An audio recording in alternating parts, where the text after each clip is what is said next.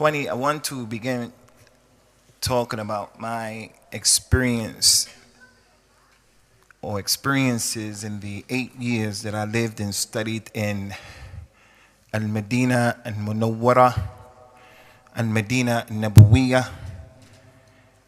But before doing so, there's something I do have to mention connected to the minhaj of Ahlul Hadith.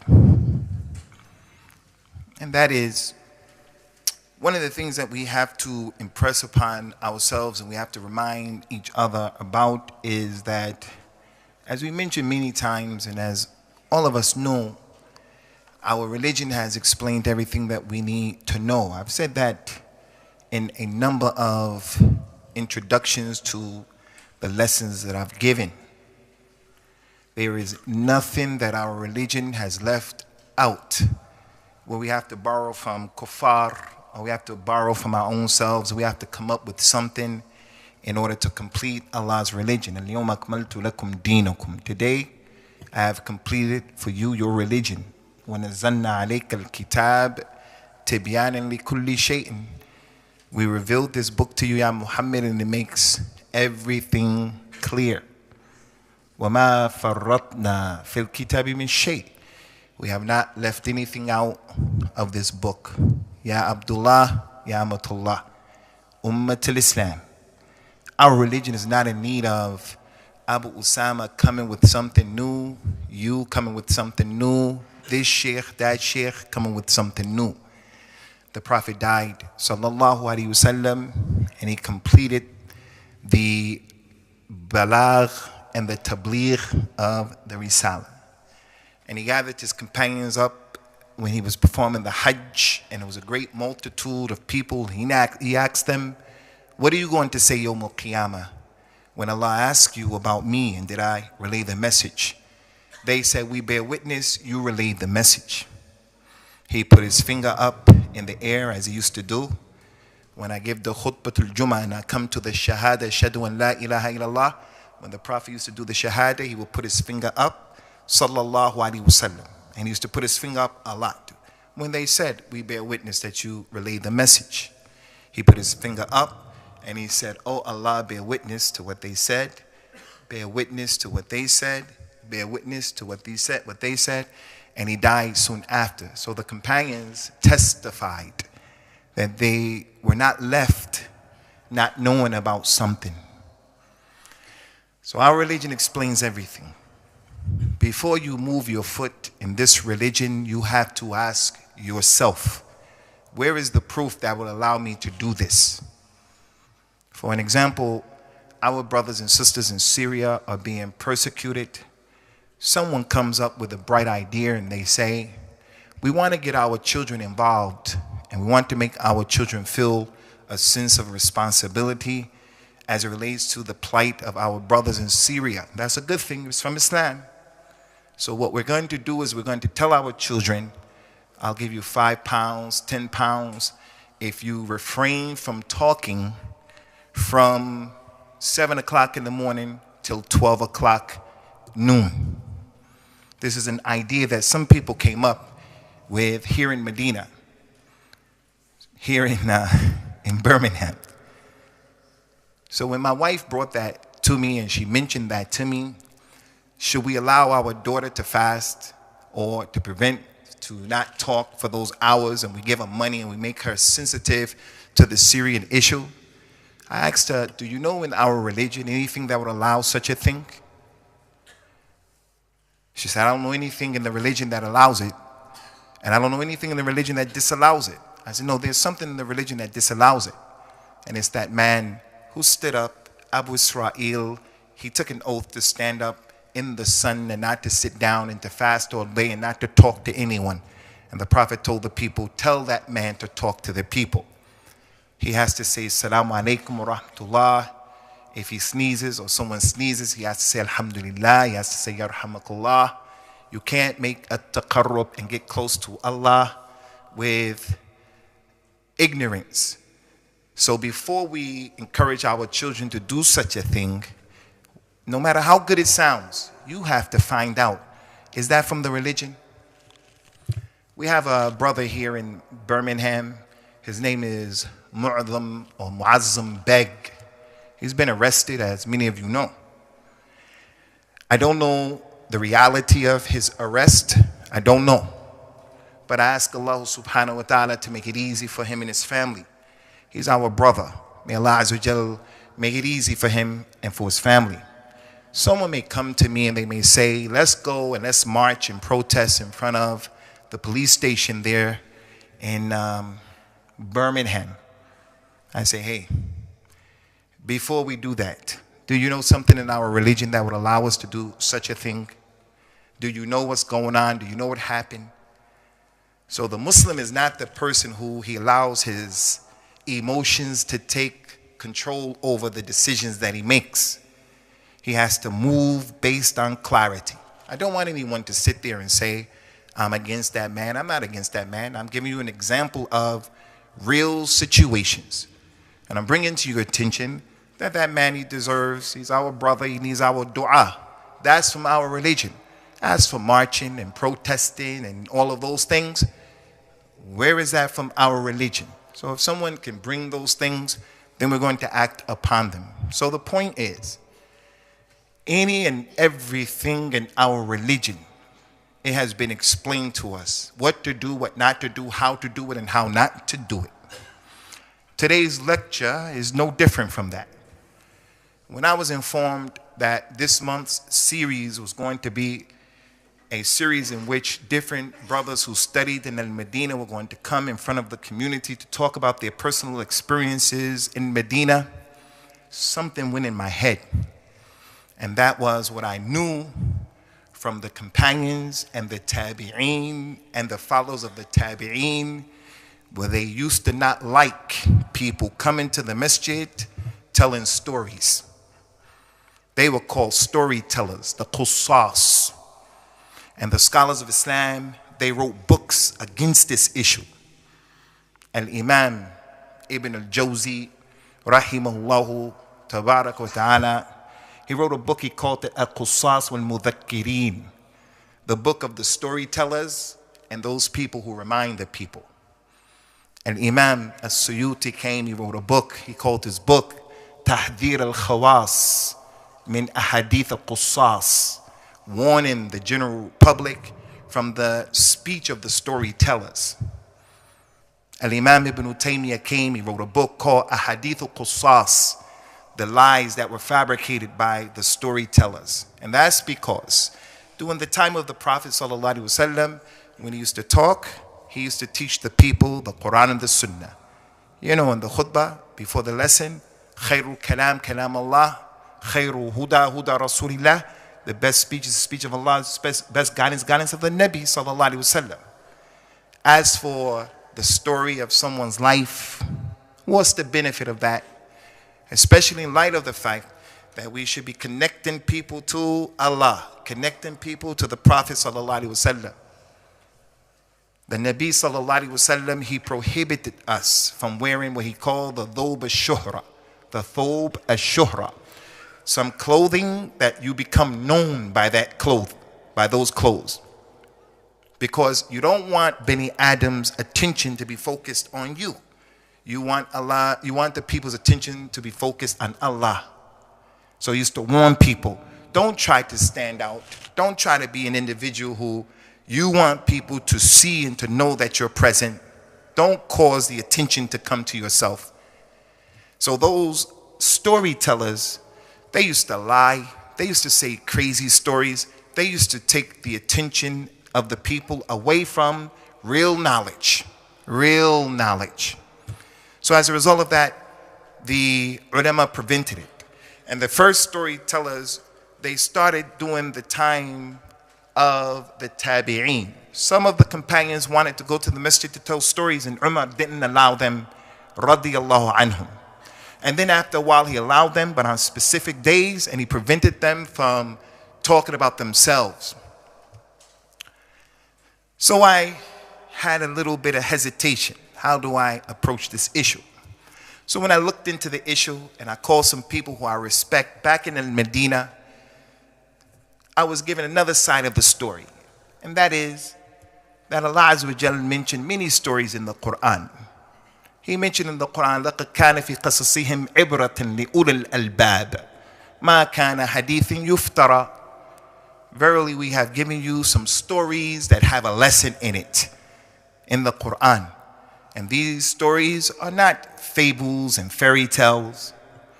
He mentioned that ayat in the Quran. And we know the story of Luqman, we know the story of Qadir, we know the story of the prophets and the messengers. Salawatullahi wassalamuhu alayhim ajma'een. The Prophet would pray, sallallahu alayhi wasallam, salatul fajr. After fajr, he would turn around, he would say to the people, did anyone have a dream? And the people would tell him what they had in the way of dreams. And some of them would talk about things that they did in Jahiliyyah. And the Prophet would smile, showing his approval that the thing was funny what the person said, sallallahu alayhi wasallam. So the middle and the balance is that the scholars of the past, like Imam Malik and other than them, and Imam Malik said, don't take knowledge from four people. Don't take knowledge from four people. And one of those people, he said, the storyteller. So there are some Islamic groups that give dawah, and I was a part of that group when I first became a Muslim, Jamaat al-Tabligh. After 1 week of embracing Islam, I met them. I went to their masjid and they told me, get up and talk. I said, what am I going to talk about? They said, don't worry about it, it'll come to you. Just talk. That's not our religion. Our religion is a religion, if you're going to speak, you're speaking on behalf of Allah Azza wa Jal. Tell the people and connect the people to the haqq. So what the Salaf were against in terms of storytelling, today, next Saturday, Saturday after that, and the following, inshallah Azza wa Jal, what they prevented was the person getting in front of the people and he tells stories and he's lying. He's telling stories and he's giving weak hadith. He's telling stories and he's taking the people away from real knowledge. So beware of the individual when you sit and you listen to him, all he's telling you is stories. He did this and he saw that and this was over there. Real knowledge is sitting down, learning that Quran and being taught the tafsir of the Quran and why the ayat or the surah was revealed. Real knowledge is the hadith and the sciences of al-hadith, the fiqh of Islam. When people come before you, are they presenting you with evidences to support what they're saying? Now, don't get me wrong, and I don't want anyone to misunderstand me. You can practice this religion, and there is an extreme spiritual aspect of Islam, and I don't call it Sufism. There is a spirituality in Islam, and we ask Allahu Ta'ala to make us spiritual people, but the spirituality that's correct. Islam is not a straitjacket where we can't have fun, because one of the best ways of educating people and teaching is through stories. And that's why the Prophet ﷺ told us so many stories. The man who killed 99 people, and then he completed by killing the 100th one. The 3 people who the rock went over the cave, and they were locked up in the cave, and each one of them made a dua, and they mentioned something that they did, and the rock moved from the cave, from the mouth of the cave, and they were able to get out. Many stories in the Quran and the Sunnah. Why? Because the way human beings are, stories attract the attention.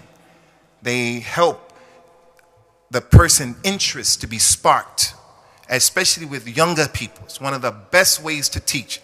So I do advise you, read your children bedtime stories, and within your family, go over these stories of the Quran, because as I mentioned, they're from the best ways. But the storytelling that's not permissible are those stories of khurafat. The 3 bears, Goldilocks and the 3 bears, those kind of Rumpelstiltskin, Jack and the Beanstalk, those stories of khurafat. Those kind of stories, the Muslims are away from it. Right now, on the text messages that are going around, there's a new movie coming out. It's called Jinn. Jinn. Some Muslim wrote that, and they produced it. And it's proper Hollywood visuals. Proper Hollywood visuals. And Muslims are passing it around, and it has sparked an interest in our minds. Let's go check this story out. We don't need that. Because although the word jinn is from our religion, and although the man in the trailer that I saw, he said, A'udhu billahi minash shaitanir rajim. Yeah, that's from Islam. But we don't need to be educated by that type of medium, because what Allahu Ta'ala revealed is more than enough for us. So the stories that we want to avoid are the stories that take the people away from the dhikr of Allah Azza wa Jal. The stories that have lies in it. And it's the same thing as poetry. There's a surah in the Quran called Surah Al-Shu'ara, the poets.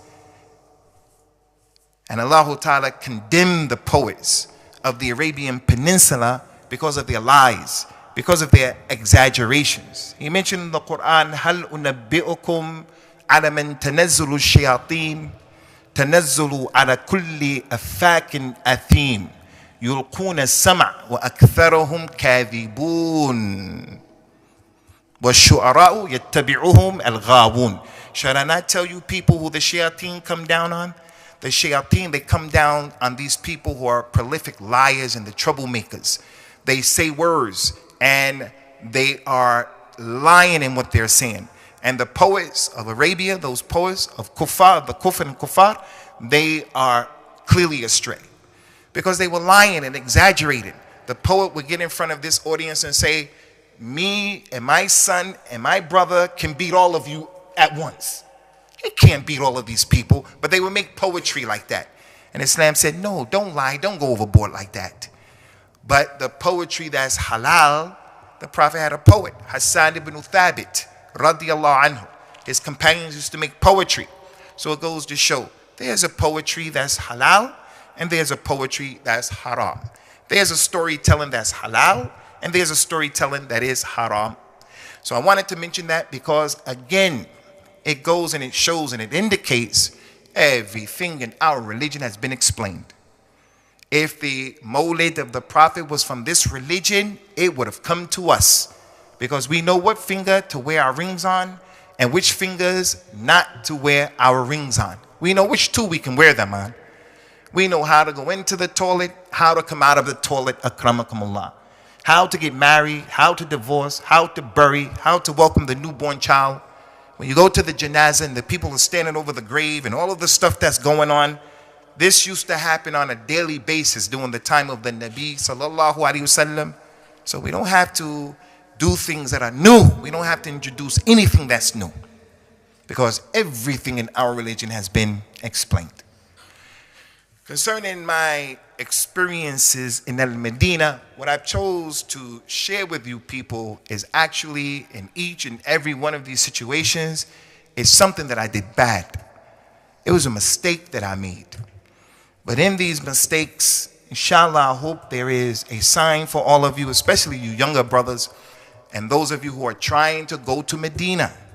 There are mistakes that I made, that I learned from those mistakes, and I share them with you in the hopes that you don't make the same mistakes, and that we understand these issues will help save a lot of time, drama, confusion in our lives. Now, I was in Medina for 8 years. I embraced Islam at the age of 21, 22, and I was a brand spanking new Muslim. And I wasn't even thinking about going to Medina, but there was a brother who, he has a lot of virtues over me.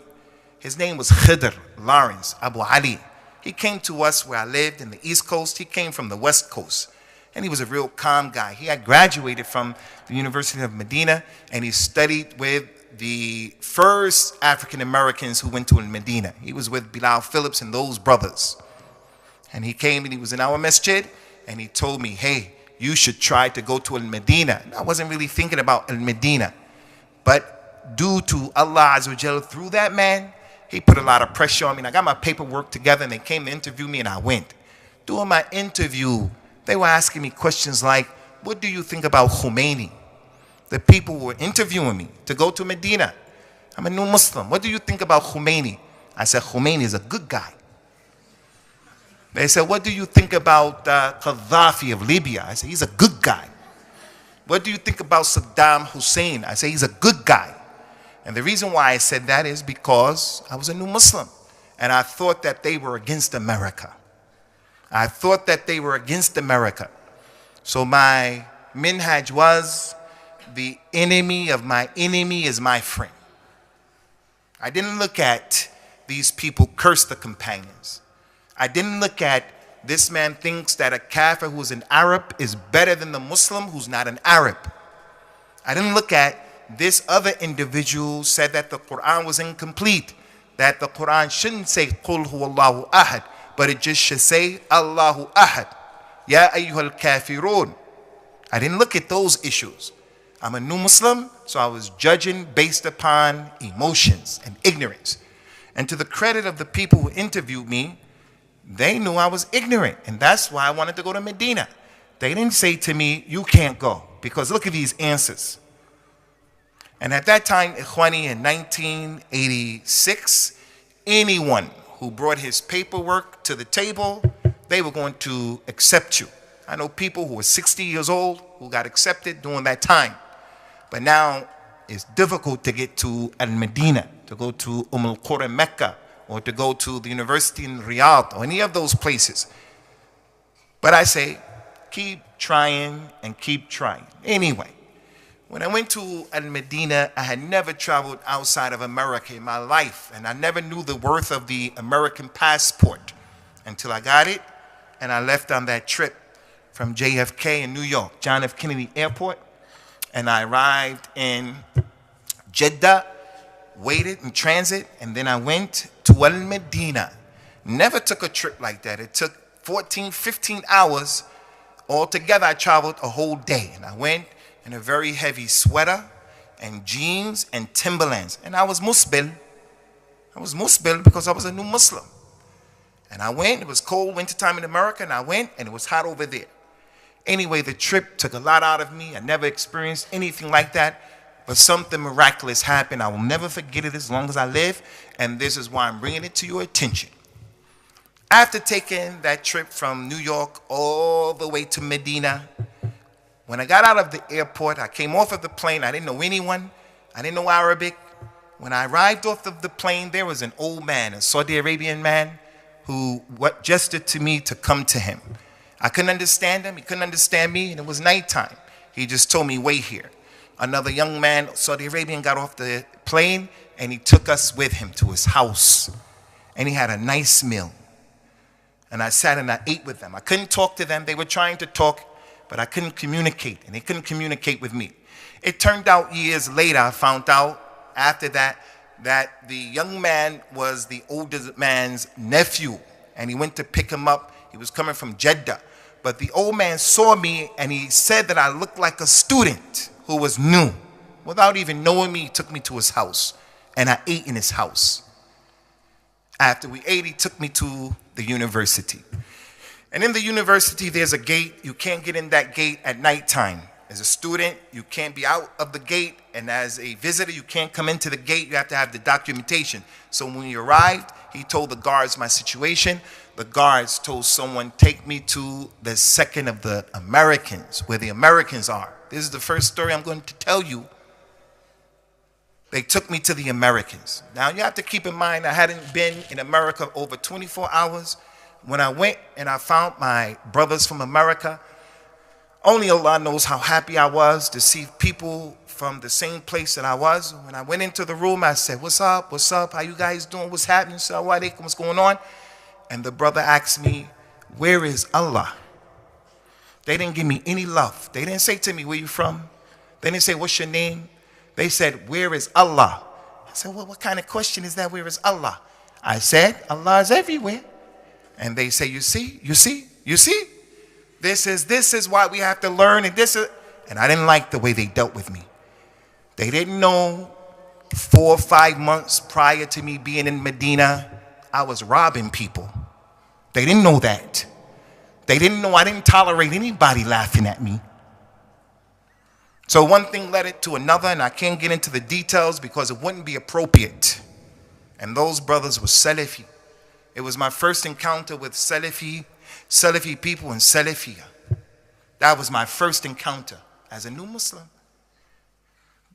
The next day, I woke up for Fajr, and my roommate was a brother from Germany. His name is Uthman. He was an extraordinarily intelligent student. That man was smart. He took me to the haram. We woke up, we took the taxi, and we started walking to the Prophet's masjid, and my heart was beating fast. I couldn't believe it. As we got closer and closer, the white brother Uthman, he said, I can smell the Prophet. Can't you smell him? I said, what? He said, I can smell him. Can't you smell him? And my fitra told me, I don't want to be on this religion right here. No, I can't smell the Prophet. What are you talking about? And then when we got there, we prayed, and I really didn't want to deal with him. But I went back. He was my roommate. I went back. I went to sleep. When I woke up, the police were at my door. The police of the university. The man was trying to tell me to come with him. So I understood it. I went with him because I was in trouble from what happened the previous night with the guy who asked me, where was Allah, and the way I dealt with him.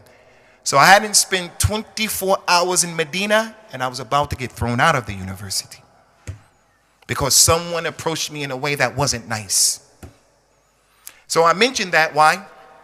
I mentioned that for a number of reasons. To say to you that my first encounter with people from America who are on a Salafiyah, it was negative.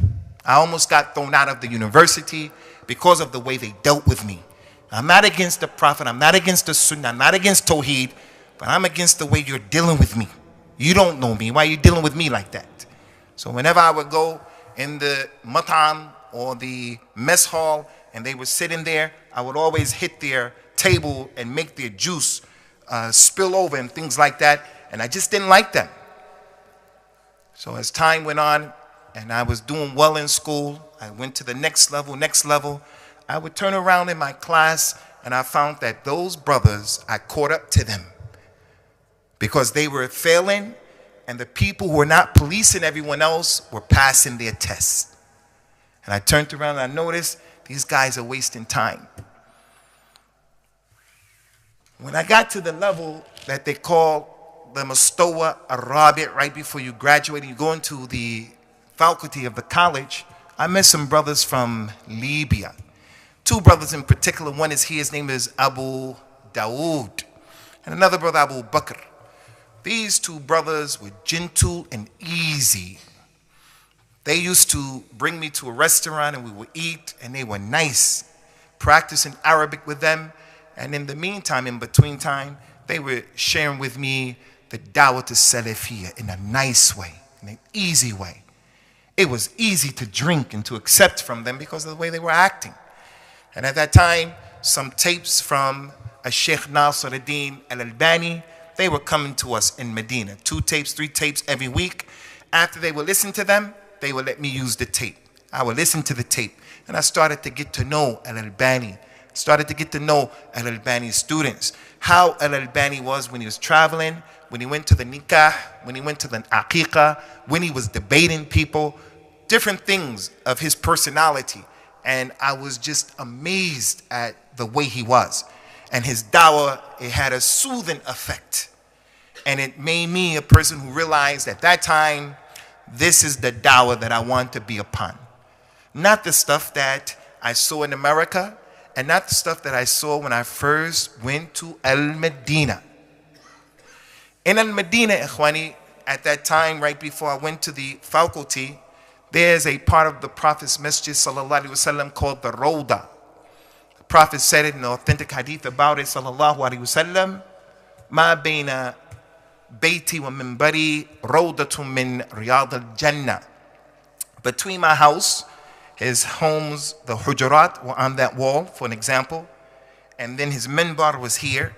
He said between this area is a garden from the gardens of paradise. So I used to try to pray in that place as much as possible because I used to believe this is a place in Jannah. It's difficult to get in the first row in the Prophet's Masjid because always people in the first row. But this place you can get in there in the regular days. I used to try to pray there. When I prayed there, I saw that there was a shaykh who was giving a lesson in the Rawda. He was African, he was dark, he was black, and he was real big and he was real strong.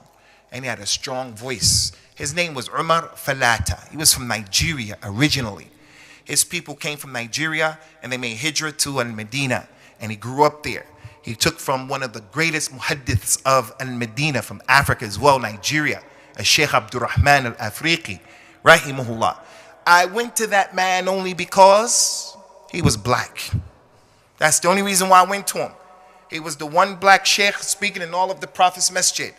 And when I went, I was amazed at his Arabic. So I sat with him, and he was teaching us Sahih Muslim and also the tafsir of Ibn Kathir. I was amazed at the way he would teach. When you go and you sit with the sheikh would deal with one hadith, but in that one hadith, he would take you all over the universe. And before the mu'adhin got up there to make the adhan for Maghrib, for Isha, because the class was between Maghrib and Isha, before the mu'adhin would make the adhan, he would bring that hadith, his kalam, back to the point. And you would forget what the hadith was about, what the class was about, because he was talking about so many things. Something happened with the Shaykh Umar. Something happened with Shaykh Umar that I want to share with you brothers, because I think it's important as well. It's a mistake on my part. He was telling us about a hadith and an incident in which the Prophet ﷺ sent Mu'adh ibn Jabal to Yemen in order to give dawah to the people of Yemen. And he was the first companion that went to Yemen. But during the class of the sheikh said that the Prophet ﷺ sent Ali ibn Abi Talib to Yemen. And I caught that, I heard it, and I knew he said it. So after the class, when the mu'adhin started the adhan, I went to the sheikh, and these are my first actual words to the sheikh, who I began to love, and I didn't even really know him. And I went to him while he was sitting in his chair, and I went to speak in his ear, and he took my hand, and he squeezed my hand, and he said, Ruwaydan, Ruwaydan. Wait a minute, wait for the adhan. After the adhan, I said, Sheikh, you said that the Prophet sent Ali ibn Abi Talib, but he sent Mu'adh ibn Jabal. The hadith is inside Bukhari and Muslim, and Ibn Abbas narrated the hadith because we memorized that hadith in the Shu'bah where we were learning the language. He said, yes, the Prophet sent Mu'adh first, but he also sent Ali and Abu Musa al-Ash'ari after Mu'adh ibn Jabal. And then he told me that hadith where the Prophet told those two before he sent them, sallallahu alaihi wasallam, yassira wa la tu'assira wa bashira wa la tunaffira wa tatawwa'a wa la takhtarifa. Every time I hear that hadith, it reminds me of the Shaykh Umar. The Prophet told Ali and Mu'adh, Ali and Abu Musa before he sent them together, you two, both of you, make things easy on the people when you get there, and don't make things difficult on the people. Give glad tidings to the people when you get there, and don't run the people away. And you too, both of you are calling to Islam, both of you are sheikhs, both of you are students. He said, you too, cooperate with each other, and you two don't have ikhtilaf between yourselves.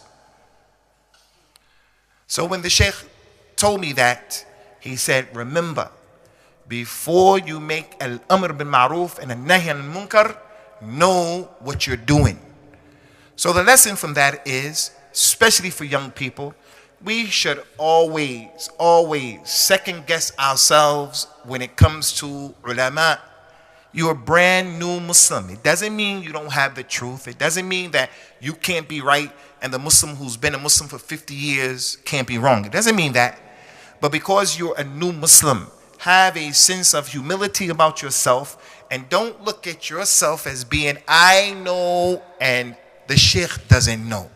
The sheikh is a scholar. He's a scholar.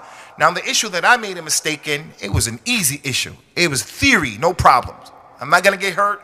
No one's going to get hurt. But some people, when it comes to issues that are major and big, issues where people will lose their lives, people will go to prison, serious things are connected to what's going to be built upon that position. Some of us, we have no sense in addressing or dealing with those issues. So take your time. You may be right, but you should have that thing about yourself where you're going to say, I think I'm wrong, so let me approach it this way or that way, as opposed to, I know I'm right and everybody else is wrong. The Shaykh Umar Falata, Allah yarhamahu, he guided me to another sheikh who was from Ethiopia. His name is Muhammad Aman al-Jami. He was from those scholars who was teaching in the Prophet's masjid. I didn't even know that he was there. He was teaching Nail al-Awtar, book of fiqh, and the Aqidah of al-Wasatiyah by Ibn Taymiyyah. And again, when I went to him, I was really impressed with the fact that he wasn't a real Arab, but his Arabic language, just like Sheikh Umar, it was on another level. It's on another level. And that man, more than anyone up until that point that I had met, was the one who was really trying to expose us to what is a Salafiyah, theoretically and practically, especially in the way that he was. He used to help us out financially. The Shaykh used to send us to Umrah. When we wanted to make Hajj, they used to tell us, you made Hajj too many times, you can't go this year. The Shaykh would write a letter to the people. They would allow us to make Hajj. The Shaykh would get us plane tickets. We would fly to Mecca, to Jeddah. When there were non-Muslims in the Riyadh all over the country, the Shaykh would make it so that we can go and we can give dawah to them. He was an extremely busy man, and he had a lot of hirs for spreading the dawah. Unfortunately, the Shaykh, he was one of those people. Fortunately, he was one of those people who was very vocal about our dawah, very vocal about Salafiyah, and a lot of people didn't like him as a result of that. And they even called the Salafi people who were rough and tough, they called them after him. They called them the Jami'in. You may hear that today, that he's a Jamia. We shouldn't use those types of names to describe people. Like those brothers that I met at the beginning, I can't call them Jamia because they were not upon what that Sheikh Hamid Aman al-Jami was upon. I don't like what's going on today between Salafi people fighting each other, and I'm not in support of the way that Sheikh Rabi' Hafidhullah is doing what he's doing. I'm not in tune with that minhaj of making people follow his position in ijtihad. But I also don't agree that we should call those people the madakhila. Is disrespect. Those are people from our ulama. We agree with them in issues that we perceive them as doing the right thing. We disagree in issues that we perceive that they're doing the wrong thing. And that's it. It stops there. But to make this name calling, it is not from the etiquette, it's not from the adab of what the ulama of al-Islam were showing us. In addition to that, ikhwani, another big mistake, and I think this is a real important lesson as well. I think many of you have heard of the qadi, Sheikh Muhammad Ayub. He's the reciter who comes from Burma. He's originally from Burma. When I was in Al-Medina, he taught us the tafsir of Surah An-Nisa. He would come the third period of the day. The first period, the teacher would come, he would leave. We have about 5-minute break. Second period, teacher comes, he leaves. And then we had about a 35-minute break. The students can go, get a sandwich, eat, drink tea, make your calls to the country where you come from, go to the post office. And then the third period, a Sheikh Muhammad Ayub will come and teach us. I was in the college at this time. I had an auntie, my khala was sick in America. And if you miss a class from the 6, 7 classes, if you miss a class, they take your money from you. They take 100 pounds, whatever, 100 riyals, so you can't miss the class. The sheikh was always late coming to the class. We had a 35-minute break, and he would always be late by 10, 15 minutes. Every time he was supposed to teach us, all the time. And I had to get to that place to call America. The sheikh came late, and I waited for him when he came in. I said, can I go out, as if I wanted to go to the toilet or something? Akramakumullah, can I go out? For some reason, the sheikh said, no, you can't go. You can't go. I said, we waited for you all of this time, and you came late, and now you don't let me go out? And I got up and I left, because I had to call America. But what I said was messed up. But I was sure that I was on the haqq, because he never stopped anyone from going out, but he told me I couldn't go. And I said to him, I waited for you all of this time, and you came late, and now you say I can't go? I have to go. And I got up and I left. When I came back, all of the classmates were upset with me. None of them were in tune with what I had did. Although I was a popular student amongst them, they liked me. I was from America. When we used to go out, we had a lot of fun together. They respected me, but they didn't tolerate that, because they came from countries where you don't do that to the teacher. I came from America. You come from the UK, you do that to the teacher. You'll talk back to the teacher. When I was in school, in high school, 16 years old, some of the students in my class threw the teacher out of the window, threw him out of the window. That's where we come from. But those brothers from Pakistan, from Afghanistan, from different parts of Africa, those brothers, they grew up respecting the teacher, sometimes to a fault, if you can say that. I didn't have that stuff. But none of them gave me any love. So at that time, there was a rich man from Medina who was giving sadaqah to students who studied in Medina.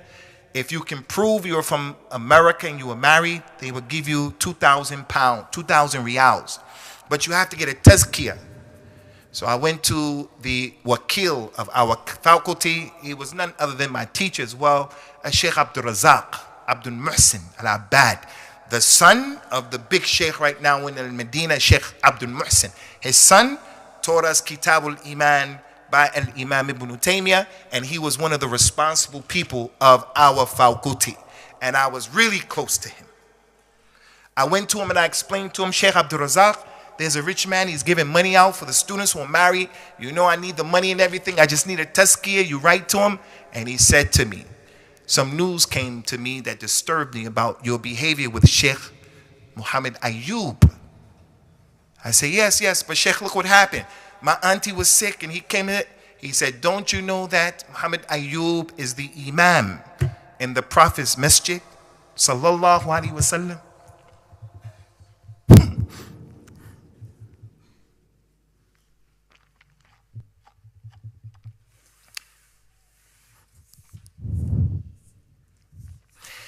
He said, you should respect that just because he's the imam, if nothing else. I said, I'm sorry, this, that. He said, I'm not going to give you the tazkiyah.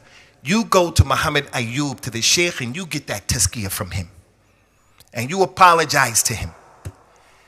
When I went to the sheikh, I told him, I'm sorry, I didn't mean it, my auntie, this and that. The sheikh said to me, you were wrong, and I was wrong. He said, I was wrong because I came late to the class. I was wrong because I came late to the class.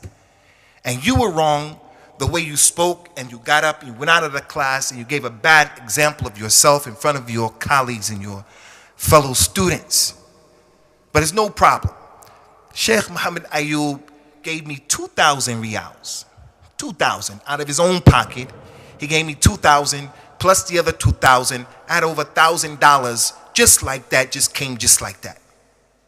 And I learned from that those people who were teaching us and those people who had knowledge, they had mercy on us. And now the person, he doesn't know how to read Surah Al-Fatiha. And he'll say that scholar is this, that scholar is that. He doesn't know, and the person looks at himself. He's a brand new Muslim. He doesn't know anything.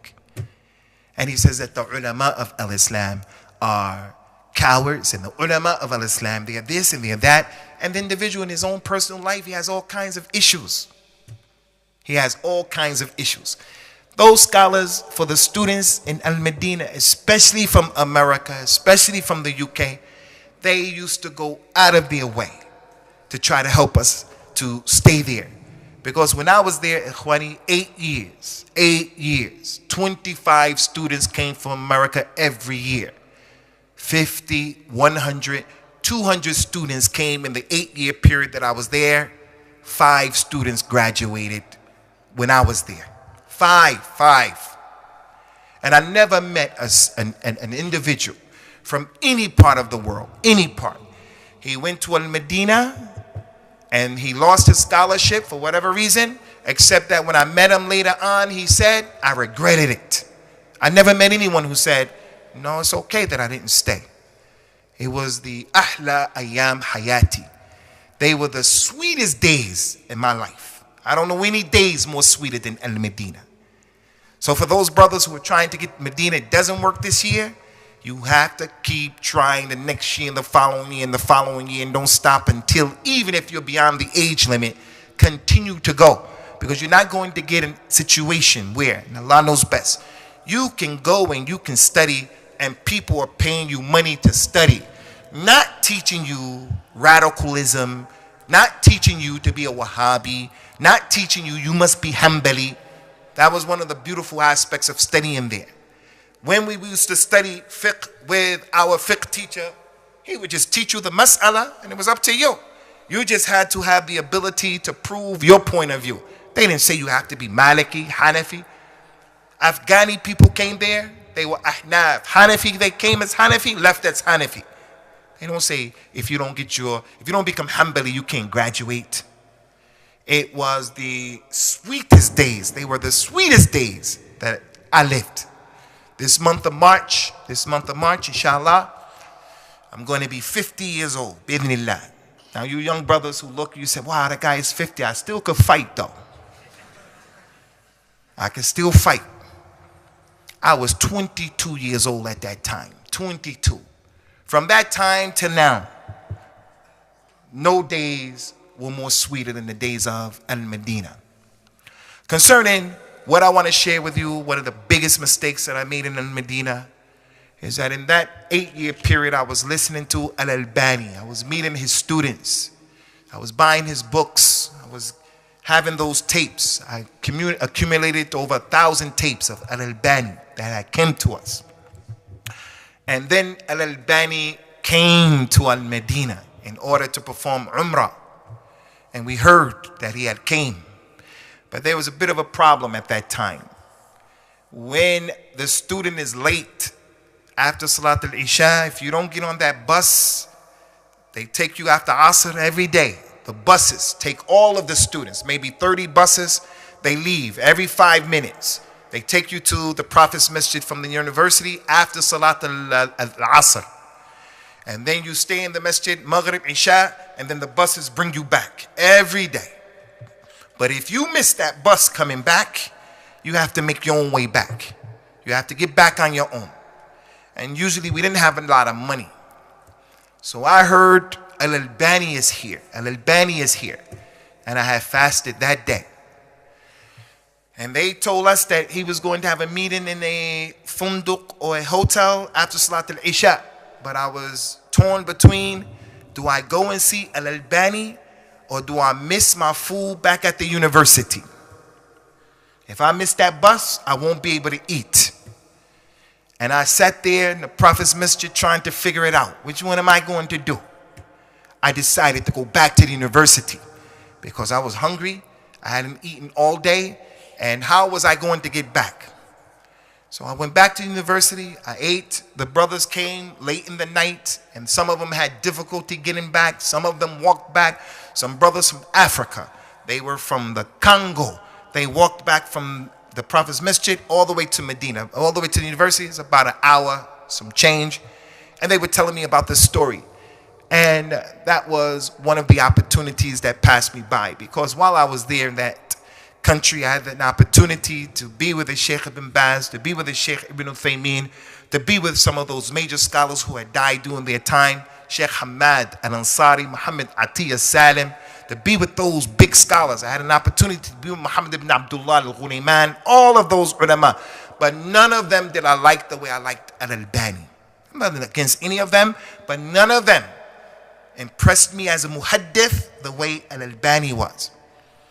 So I won't be able to say to my children, and I won't be able to say to you people, that I had an opportunity to meet and to greet the Imam and the Muhaddith of this Asr, but it's not something that has interrupted the quality of my life, because my relationship with Allah Azza wa Jalla in my life is not built and predicated upon meeting human beings. I'm not connected to human beings like that. Never had that thing. But it was my love for the man and what he had did for me by Allah Ta'ala's permission in regards to growing and developing on the deen. Last thing that I want to mention to you brothers is a positive thing, and I don't consider it to be a mistake of mine. But I want to share this with you from the bab of what Allah Ta'ala mentioned in Surah Al-Duha. وَأَمَّا بِنِعْمَةِ رَبِّكَ فَحَدِّثْ. Talk about the ni'mah, the favor that Allah Azza wa Jalla bestowed upon you. The Prophet said if Allah bestows a ni'mah on a person, he doesn't talk about it, it's kufr. When we did our test result, when we did our exams in my first semester in that college level, we did our exams, it was difficult because we were not Arabs. The Arabs, they knew the language, they could speak the language. I couldn't write that well to keep notes, so I didn't take any notes. I just listened to the teacher. But right at the time of the imtihan, the exams, you get what's known as a mudhakkara. The good students who wrote, they would let you duplicate their notes. But they're not your notes, so you don't know his writing and you don't know what he missed and stuff like that. Anyway, they gave us 2 weeks to study, and I never studied like that because in America I wasn't focused. And you young brothers who are out there, I look at you, Ishaq, Yaqub, 16, 17, you people 15, 13, I sit here and I look at you young guys and I wish for something that is impossible. I wish that I had the opportunity to be your age again, so that I could pay attention when I was in school, because the work wasn't that difficult. I was just not focused. My parents were not on top of me. We have what we call a report card in America. You get your grades and you bring them home and your parents have to sign the thing. I used to sign it myself and take it to the people. I would somehow do different things.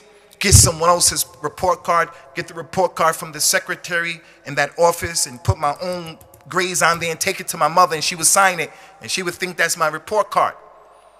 I wish I can be your age again because I know I have the ability intellectually to be in that school and to excel academically. Proof of that is I graduated from a university in a language that's not my mother tongue.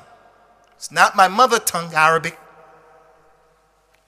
So when we prepared for those exams, it was 2 weeks of studying. And I don't really think that their way of studying is the best way because most people are just memorizing. And when you try to memorize like that, it overworks the system and a lot of people had nervous breakdowns. Every time there was an exam, people were having nervous breakdowns in the university. That's part of the culture there. The imam was reading Salatul Fajr in the masjid, and one student got out of the line and he started hitting the imam in his head, and he was screaming because he had a nervous breakdown. And this would happen a lot. Now I said, I'm not going to get no nervous breakdown. I'm going to do my best, but I'm not going to kill myself. So I studied for those exams. When the exam came time, when the time of the exam came, 2 weeks of exams, it was tough. By the time the last one came, I was burnt out. They give you about another week and then the test results come up and everyone goes to see their result at your university, at your faculty. So when I went, all of the students, like here, we have more students than the number of people in this masjid. We have a lot of people, mashallah. We have more students in our year than are here right now. Anyway, we went and there were a gang of people looking at their results. And I was nervous. I'm thinking, where am I going to come in this result? So I started, the first names are here, and it goes according to, the top grade, and it goes down, and the last people over here. I started over here. I was looking for my name over here. And I had a non-Muslim name at that time. Throughout my 8 years in university, I had my non-Muslim name, Michael Jackson. Now, nobody knows my non-Muslim name. Only my wife knows my non-Muslim name. I looked for my name. I looked for my name. I looked for my name. Nothing. My name, and we have funny looking names in Arabic. Nothing. I looked for my name. I looked for my name. So I wasn't amongst those who failed. I wasn't amongst those who got the D. I said, okay, it's going to come soon. I looked for my name. It wasn't on the C. I said, okay, these people made a mistake. There's a problem. I looked for my name. I looked for my name. I couldn't believe it. I was getting excited. I looked for my name, and my name was way up from the students who did very well. Even I didn't believe it. It was a surreal moment for me. I lost my equilibrium because I knew how I was in America academically. It was like when you're driving and you are at a stop sign or the red light and the car next to you moves and you think like your brakes are not on. That's how I was feeling. I couldn't believe it. My name was way up there. And I just stood there, fixated. I couldn't believe it. And I walked away mummified that I got Jiddin right below Mumtaz, right below excellent. And I don't feel that I applied myself 100% because I said, I'm not going to get a nervous breakdown like these people. I'm not going to do that. I'm going to study enough, but I just understood. And that was something about learning the language. And I have to mention this in front of you people. There was a sheikh from India. His name is Dr. Abdul Rahim. The Medina book, you know, the Arabic book. This man is a genius. He's abkari. He knows German. He knows English. He knows all of these languages. He's an expert in Arabic language. He's the one who put together the language program in Al-Medina. He put the language program together. Those 4 books came from him. If the student understood and comprehended that book, he can go to the university inside of the college and he can excel with people who Arabic is their language, their mother tongue. We were better students than the Arabs in terms of the nahu and the balagh and the sarf and things like that. Just like a person who learns English, he's probably going to know English better than me because I can speak English, but I don't know the nahu and all of that stuff. So the Sheikh Abdul Rahim, he has virtues.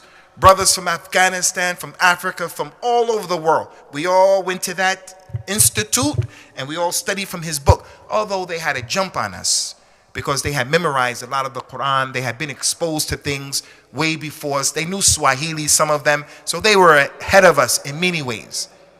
But that Sheikh Abdul Rahim, may Allah Ta'ala bless him.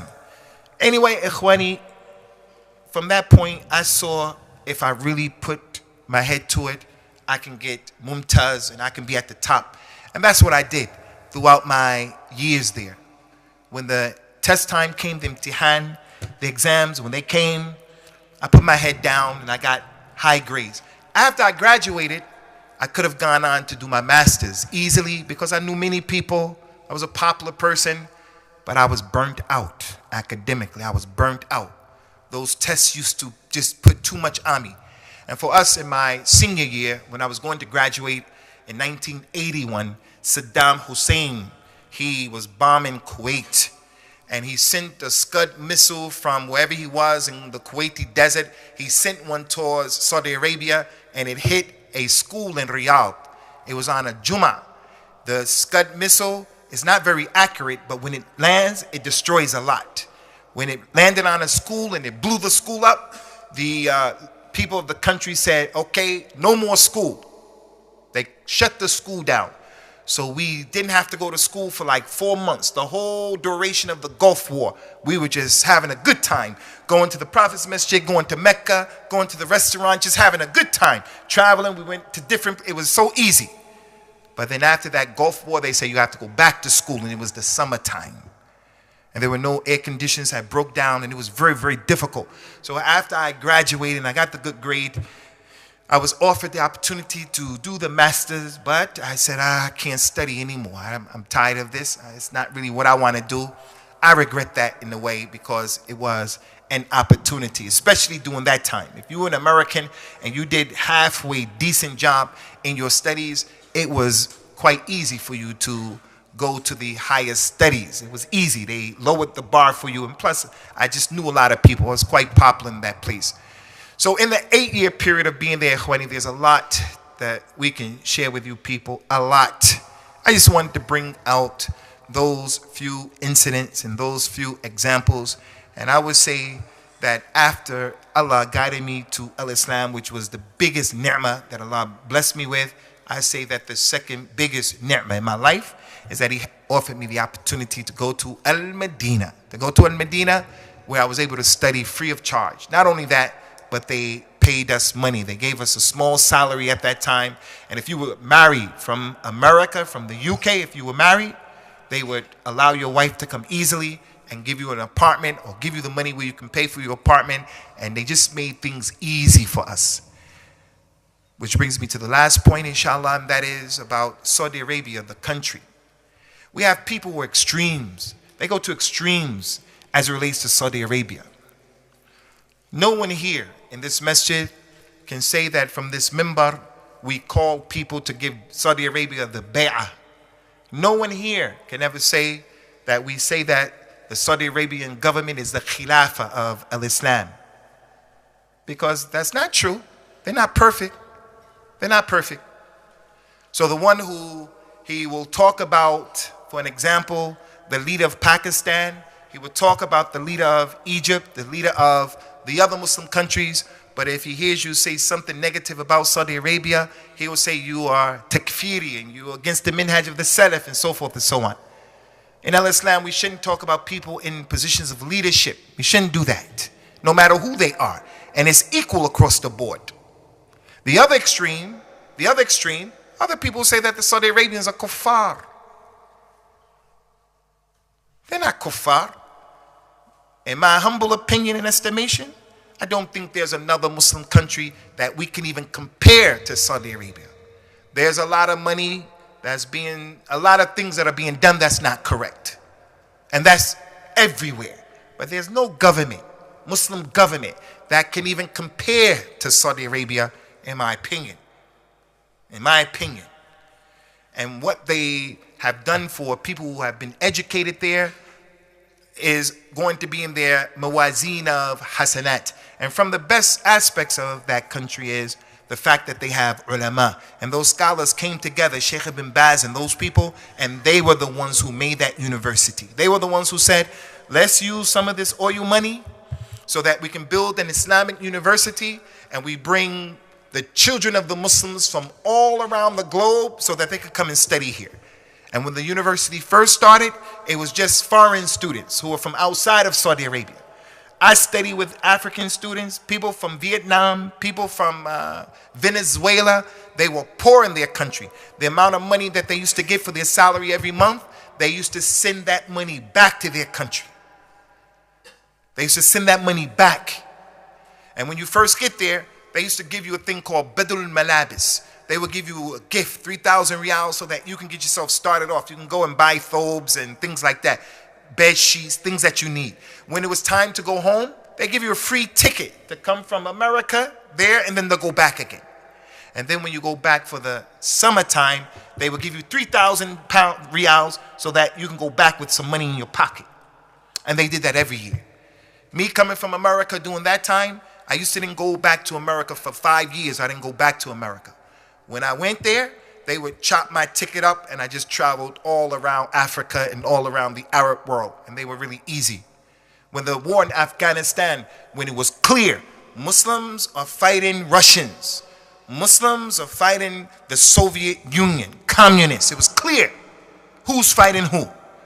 If you wanted to go and you were a student, they would say, okay, you can go, and we won't suspend you, we won't kick you out. If you come back, you resume your studies. And if anything happened to the student, if he went, anything happened, they just send your family back home and set them up so that they can go back home. So there was a lot of khair, a lot of good in our days that were there. So if you get an opportunity, ikhwani, there's a rich legacy in that place that is positive. But if you go, there are many ways that you can get distracted. So right now we have some brothers who they have children in that university right now. This brother right here, Abu Muslim, put your hand up, Abu Muslim. His son is there. I didn't know that until last week or 2 weeks ago when we did a program. Brother Israr, his son is there. We have quite a few people from our community right now, about 6 students who are studying in Medina right now. Anyone who wants to do a good thing of sadaqah jariyah, I say to this community, we should get behind those brothers. This masjid, we should get behind those brothers, help those brothers out financially, because it's not easy going there, being away from your home in a foreign land like that, trying to study. If you can't help in any way, then try to make dua for them. And those of you who are trying to go, then don't give up hope. It's not as easy as it used to be, but if Allah Ta'ala wants it, then all He says is be, and a thing is going to happen. We're going to stop here, inshallah, azawajal. the other brothers who are going to do their talks about their experiences. They're going to deal with their talks in the way that they see fit, inshallah azza wa jal. I just want to take some time out today, akhwani, to share with you brothers that in our religion, storytelling is a bit of a problem, but it has its conditions and it has its way. We should stick to that way because it's not about me, it's not about you, it's not about them. It's about connecting the people to the kitab and to the prophet of al-Islam sallallahu alayhi wa ala alihi wa sallam. Subhanaka Allahumma wa bihamdika wa ashhadu an la ilaha illa ant astaghfiruka wa atubu ilayk. Wassalamu alaykum wa rahmatullah.